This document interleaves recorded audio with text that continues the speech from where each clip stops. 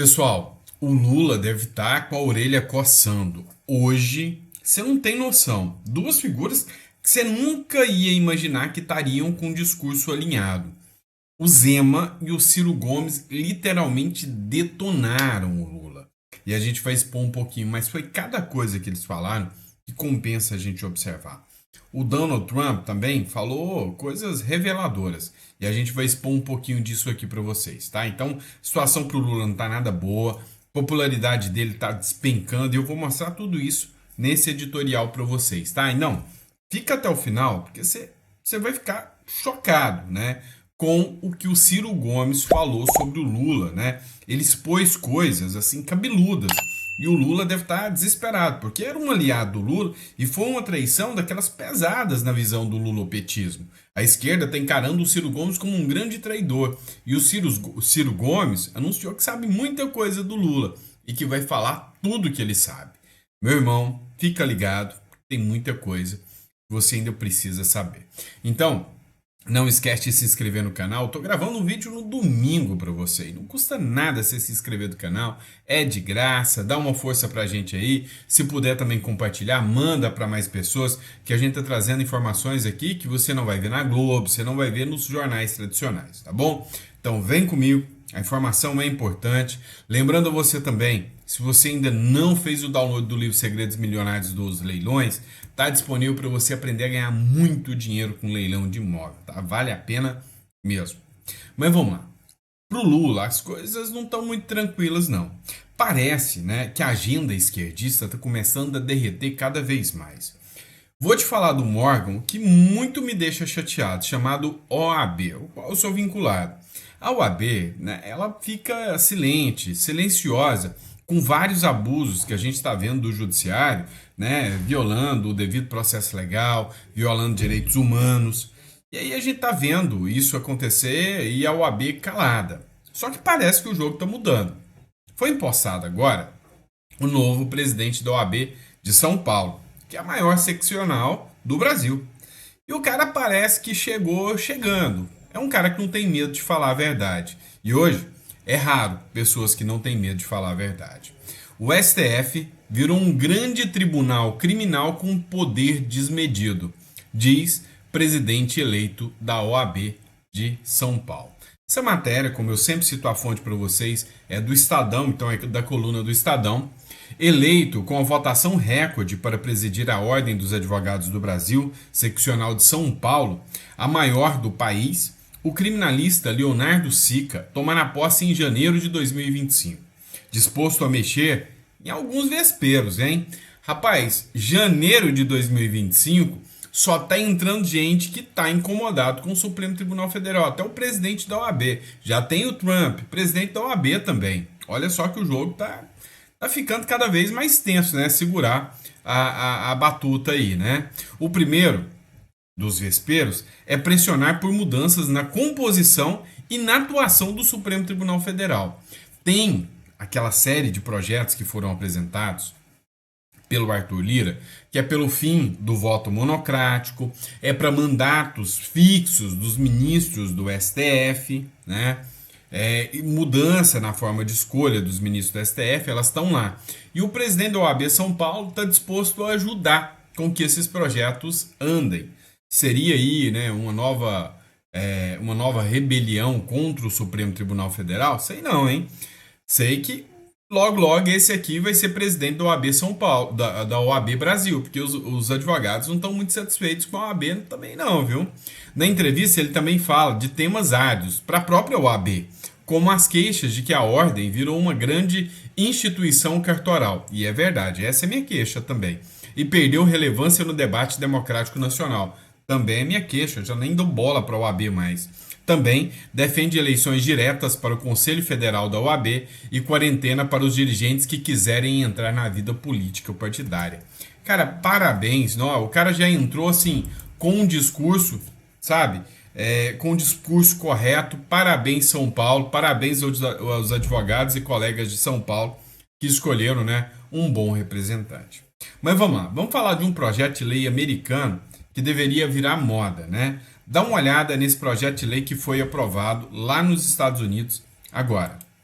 A Câmara dos Estados Unidos aprovou o projeto de lei para que se ensine nas escolas, tanto no ensino fundamental quanto no ensino médio, os males causados pelo comunismo. A autora do projeto, a congressista Maria Elvira Salazar, do Partido Republicano do Estado da Flórida, declarou o seguinte, abre aspas, ao aprovar este projeto, a Câmara permite que as gerações futuras se lembrem da dor e sofrimento causados pela ideologia brutal do comunismo. Fecha aspas. O projeto foi aprovado por 327 a 62 e agora vai para o Senado, com grandes chances de ser aprovado por lá também. Eu sou Ivan Kleber, falo diretamente de Londres, no Reino Unido, com exclusividade para o portal Conexão Política.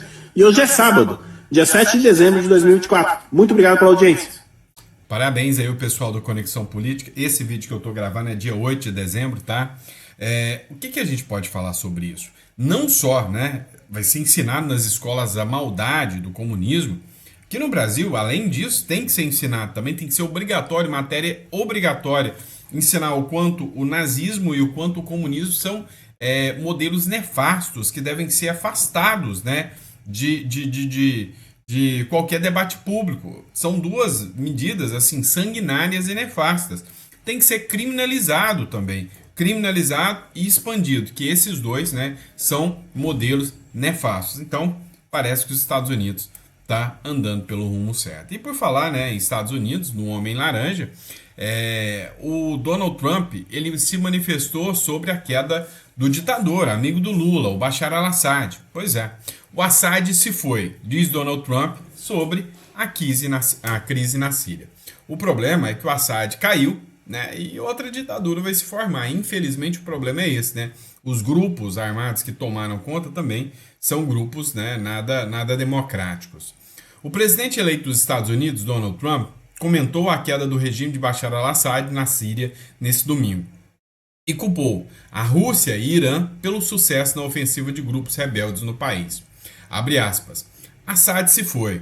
Ele fugiu de seu país, seu protetor, Rússia, liderado por Vladimir Putin, não estava mais interessado em protegê-lo. Não havia razão para a Rússia estar lá em primeiro lugar. Eles perderam todo o interesse na Síria por causa da Ucrânia, onde cerca de 600 mil soldados russos estavam feridos ou mortos em uma guerra que nunca deveria ter começado e poderia continuar para sempre. Rússia e Irã estão em um estado enfraquecido agora, por causa da Ucrânia e uma economia muito ruim, o outro por causa de Israel e seu sucesso de luta, escreveu Donald Trump na rede social Truth, né, que é a rede social do próprio Donald Trump. E aí, o R7 também, né, reverberou essa matéria. Trump diz que Rússia já não queria proteger Assad e fala em cessar fogo de Putin e Ucrânia, né? O que está acontecendo? O Trump, ele falou que ele vai conseguir, né, estabelecer um elo de paz entre a Rússia e entre a Ucrânia.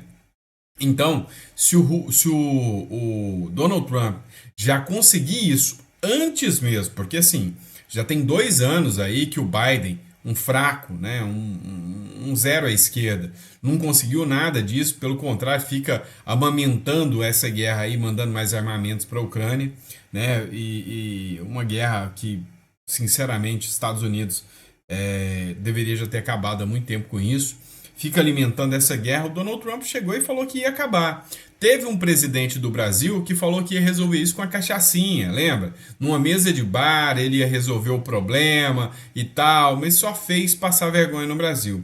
E se o Donald Trump entra já com essa guerra sanada, já, ou seja, com um acordo de paz, cessando a guerra, mesmo antes de se tornar presidente, ele entra com a moral lá no teto, né, lá em cima. Então, para o Donald Trump conseguir um cessar-fogo, né, conseguir um acordo de paz entre Rússia e Ucrânia, para ele é bola dentro demais, né? E aí todo o discurso esquerdista, aquele discurso de que o Donald Trump era um homem mau, é um homem que vai destruir tudo, ele já chega encerrando uma guerra, e aí para ele é moral. E aí o Benjamin Netanyahu também não está nem um pouco feliz, né? O Netanyahu afirma que Israel ajudou a derrubar o Assad na Síria. O Benjamin Netanyahu comemorou a queda de Bashar al-Assad na Síria e disse que Israel ajudou na derrubada do regime por meio de ações contra o Irã e o Hezbollah. Rússia Irã, né, o Hezbollah, eram os órgãos responsáveis, ou seja, os países responsáveis e grupos responsáveis por manter, né, o Bashar al-Assad, a ditadura dele. E realmente, com a queda, né, com o enfraquecimento, a Rússia com a guerra na Ucrânia, o Irã com a guerra de Israel, enfraqueceu, faltou dinheiro, e aí os rebeldes conseguiram, né, chutar o balde. A fala do premier israelense aconteceu nesse domingo em um comunicado diretamente da fronteira entre os dois países. Abre aspas. Este colapso é o resultado direto da nossa ação energética contra o Hezbollah e o Irã, principais apoiadores de Assad. Isso desencadeou uma reação em cadeia de todos aqueles que querem ser libertados desse regime opressivo e tirânico, disse Netanyahu. Pois é, né? Coisa boa quando um ditador cai, né? Todo mundo gosta. E aí, pessoal, eu achei muito interessante, e aí o Zema, né, também resolveu falar do Lula, né? Já entrando em outra matéria aqui, foi uma publicação da Leda Luiza, né, que ela escreveu o seguinte, né? Gosto do governador Zema, são muitas qualidades. E aí o Zema, durante uma entrevista aqui, entrevistazinha de 40 segundinhos, só para você sentir aqui como ele foi direto no peito, né, do Lula. Zema meteu um corte rápido na CNN ao vivo. Dá uma olhada nessa entrevista que o Zema participou e o que ele falou aqui. Escuta só. Nesses próximos 2 anos ainda. Do lado do Bolsonaro, candidato a presidente ao lado de Jair Bolsonaro? Então, vamos ver essa situação dele, né? O ideal seria que ele representasse a direita, né? Ele é que resgatou a direita no Brasil. Né? Tudo muda, né, na política. Você acredita que isso pode mudar? Que essa inelegibilidade pode mudar até lá? Eu acho que sim, tudo muda, né? Aqui no Brasil, de repente, alguém é condenado e ninguém esperava, né? E alguém é descondenado também, não é isso? Nós já tivemos tantos descondenados aqui, por que não? Corte rápido, faca, é Tramontina. Nesses próximos 2 anos ainda. Do lado do Bolsonaro? Ou seja, quando ele falou do descondenado, vocês já sabem em direta para quem que o Zema mandou, né? Mas aí, uma figura que rasgou o verbo também foi o Ciro Gomes. Escuta só o que o Ciro Gomes falou aqui, que pegou todo mundo de surpresa. Escuta só. Escuta só isso, pessoal. Pergunta simples, caramba, o Lula foi parar na cadeia. Será possível que não aprendemos nada? Ou nós acreditamos que o Lula foi inocentado? Ele não foi inocentado. Por que a direita consegue colocar gente na rua e a esquerda não? Porque a esquerda está desmoralizada. Isso é o PT. Um bando de canalha que me conhece há 100 anos. Nunca mais eu ando com essa gente, nem com o Pautori. O Supremo está discutindo maconha. Aí o Congresso Nacional, que também não tem nada a ver. Se for olhar, muitos dali cheiram cocaína. Muitos cheiram cocaína, porque quem cheira cocaína é rico. Bolsonaro jamais seria presidente do Brasil se o PT e o Lula não tivesse oferecido aquele espetáculo macabro da pior recessão da história brasileira, a pior crise econômica da história brasileira, passionalizada pelo maior escândalo de roubalheira generalizada que o Lula e o PT promoveram no Brasil. E fica se apresentando de ter sido absolvido. O Supremo Tribunal Federal passar 5 anos para descobrir que o fórum próprio para julgar o Lula não era Curitiba e anular tudo e permitir que o Lula chegasse na campanha dizendo que foi absolvido como injustiçado. Olha, o Lula e o Bolsonaro são pessoas muito distintas. Eu conheço muito bem os dois. Aí a dona Janja do Lula pega e diz, roubaram os móveis do palácio. Aí de repente os móveis aparecem. Pode fazer isso não. Agora não faz isso não. Aí no 7 de setembro a dona Janja vai de vermelho fazendo L no carro oficial. Tá errado. Essa esquerda que o Lula e o PT representam vão levar uma surra grande. E é agora, nas eleições para prefeito. Agora, nessas eleições para prefeito. Tome nota do que eu estou dizendo. O Alckmin virou só... Errado ele não tava, né, pessoal? Socialista, meu irmão. Tenha paciência, o Alckmin é um amigo, mas o Alckmin é socialista. O PSOL agora defende a autonomia do Banco Central. Tenha paciência. Esse país está ferrado. Um cara como o Lula, que produziu o Bolsonaro, que eu sei comovidamente que o Bolsonaro não existiria, você acompanha a vida do Congresso, sabe quem era o Bolsonaro. Para o Lula, o direito, a coisa, a moralidade, é tudo uma coisa para os outros. Para o Lula e para o PT, é para os outros. E ele tem direito de fazer qualquer coisa. Agora meteu 100 anos de segredo para a imprensa, de um som de um monte de coisa que nós esculhambamos o Bolsonaro. E quando a gente vai ver a agenda da primeira-dama, ativíssima primeira-dama, está tudo em segredo o que ela está fazendo, o que ela está recebendo, com quem que ela está conversando, tudo em segredo. Esse é o papel, inclusive, para falar de esquerda, mais relevante que essa esquerda imbecil que o PT e o Lula representam, e os seus puxadinhos, né, não entendem, se dissociaram, se apartaram da vida brasileira. É o papel das igrejas evangélicas. O centro da operação institucional do Brasil, é roubalheira, emenda disso, emenda daquilo, roubando tudo na cara da freguesia, sabe? E a imprensa dizendo que o Lula vetou 5,3 bilhões de reais de emenda, quando o Lula sancionou 53 bilhões de reais de emenda. 53 bilhões de reais de emenda, isso cada deputado, por cima da mesa, vai levar 52 milhões de reais por ano para a sua base. Nunca mais um jovem entrará na política brasileira. Estão destruindo tudo e a imprensa calada. A gente esculhambava o Bolsonaro com emenda do relator e não sei o quê. Fomos no Supremo Tribunal Federal reclamar. O Lula está fazendo dobrado. E eu enlouqueço quando eu vejo o Lula falando bobagem. Covardão. Aí chama o Bolsonaro de covardão. Você vai ver, todos vão ver. A defesa técnica do Bolsonaro vai usar o depoimento do Lula, a frase infeliz, outra frase infeliz, não está nada bem, do Lula. O respeito real que o Lula tem por feminismo, questão étnica, é zero. Sim. Quando ele foi eleito, estava lá a novidade das cotas para as universidades. Aí o Bonner perguntou na Globo, assim, mas qual é o critério? Que, aliás, é um assunto muito contemporâneo com esse tribunal racial aí que a USP montou, né? Então, qual é o critério? Como é que você vai identificar as cotas? O Lula disse assim, na lata, por exame de sangue. Percebe? Mais ou menos como o doutor Mengele, aquele médico nazista, propunha fazer com os dedos. O Lula é isso. Então, o Lula, outro dia, disse assim, olha... O desenrola, não sei o que está acontecendo. É uma pergunta simples, caramba, o Lula foi parar na cadeia. Será possível que não aprendemos nada? Pois é, você vê aí que o Ciro Gomes, né, declarou guerra ao Lula. Esse áudio dele é de um pouquinho antes da eleição municipal que aconteceu, mas ele é eterno. E aí o Ciro Gomes volta a fazer novas afirmações nesse sentido, ou seja, tá rachada, né? Se tem um erro que a esquerda cometeu, foi não produzir ninguém, não produziu nada. A esquerda acabou, né? Com o fim do Lula, o que sobra para a esquerda? O povo já tem raiva da esquerda, já não suporta mais a esquerda, já não aguenta mais a esquerda, e hora que não tiver o Lula. Agora, o Bolsonaro, eu vou ser sincero com vocês, que o bolsonarismo se tornou maior do que ele. O Bolsonaro, na falta dele, o que não vai faltar foram líderes que o próprio Bolsonaro construiu. Daqui a pouquinho, né? Daqui 8 anos, e o brasileiro tem que aprender a ser paciente, tá aí o Nicolas com 35 anos, tá aí um monte de gente, tá aí Marcel Van Hatten, tem um monte de figura que vem surgindo, né, que vem na esteira do Bolsonaro e do bolsonarismo, que vai ter potencial, né, fácil de vencer uma eleição. Já o lulopetismo com quem? Com Boulos? Com Haddad? Só para você ter noção, durante o período em que o Haddad concorreu, o argumento e a narrativa era tão fraca que a narrativa era Lula é Haddad, Haddad é Lula. Por quê? Porque não tinha nada para substituir o Lula. O lulopetismo morre com o Lula. Já o bolsonarismo, prendam Bolsonaro, matem Bolsonaro, exilem Bolsonaro, façam o que vocês quiserem.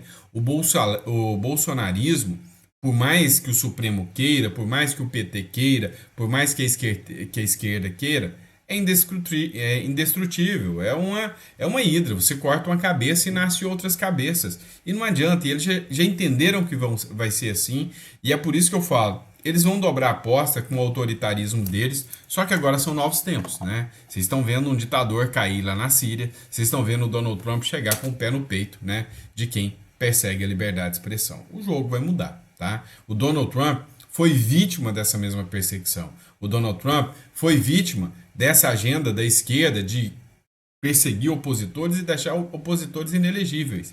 Tentaram fazer isso com o Trump, e o Trump volta ainda mais forte. Por isso que eu falo, tem muita regra, muita coisa, né? Muita regra para ser mudada, muito jogo para a gente acompanhar até 2026. Então hoje ninguém é dono da verdade, ninguém sabe nada, hoje ninguém acerta nada. Por quê? Porque virou um verdadeiro tsunami.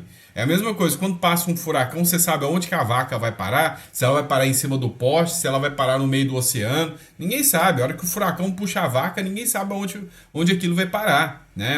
Quando o tornado puxa a vaca ali. A política brasileira é essa, ninguém sabe o que vai parar. Já aventaram o Bolsonaro tendo o Temer como vice, agora o Ratinho como vice, daqui a pouco o Kassab, daqui a pouco o próprio Marçal, ninguém sabe qual a costura vai ser feita, né, para tirar a esquerda do poder. Então hoje eu ouso dizer que a figura do comentarista político, o papel que eu faço aqui com vocês, é de, ficar analisando o momento ali, o que está rolando no momento, mas bater cravar para o futuro, ninguém consegue, né? Quem imaginava que o Lula ia ser retirado da cadeia para poder, né, voltar para a presidência? Então, ninguém sabe o que pode rolar. Quem imaginava que o Donald Trump ia um dia voltar com tanta força à presidência da República? Então, meu irmão, sinceramente, 2026, caixinha de surpresa, né? Nós vamos acompanhar. Vamos acompanhar. A única coisa que eu aposto, a esquerda tem que cair, vai cair. Se não cair, meu amigo, aí é pênalti. Pode ter certeza disso, tá bom? Abraço, fica com Deus e até o próximo editorial. Quem ficou até o final, coloca no comentário aí, tá bom? Grande abraço.